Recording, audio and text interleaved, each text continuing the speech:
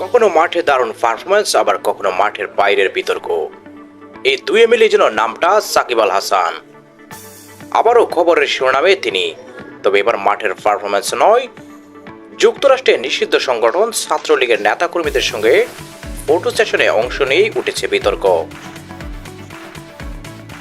সম্প্রতি যুক্তরাষ্ট্র শাখা ছাত্রলীগের কয়েকজন নেতার সঙ্গে ছবি তুলেছেন সাকিব আল হাসান।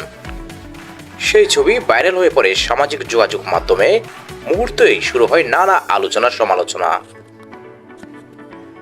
নেটিজেনদের অনেকেই এই ঘটনাকে ভালোভাবে নেননি, কেউ কেউ সরাসরি দাবি তুলেছেন নিষিদ্ধ ঘোষিত সংগঠনের সঙ্গে সম্পর্ক রাখার কারণে সাকিবের বিরুদ্ধে আইনানুগ ব্যবস্থা নেওয়া হোক।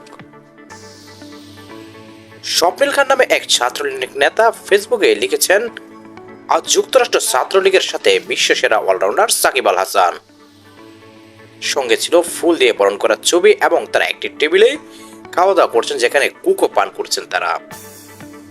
এই নেতা বিভিন্ন সময় অনলাইনে টক শো, মানববন্ধন এবং নানা রাজনৈতিক ভিডিও শেয়ারে যুক্ত ছিলেন বলে জানা যায়।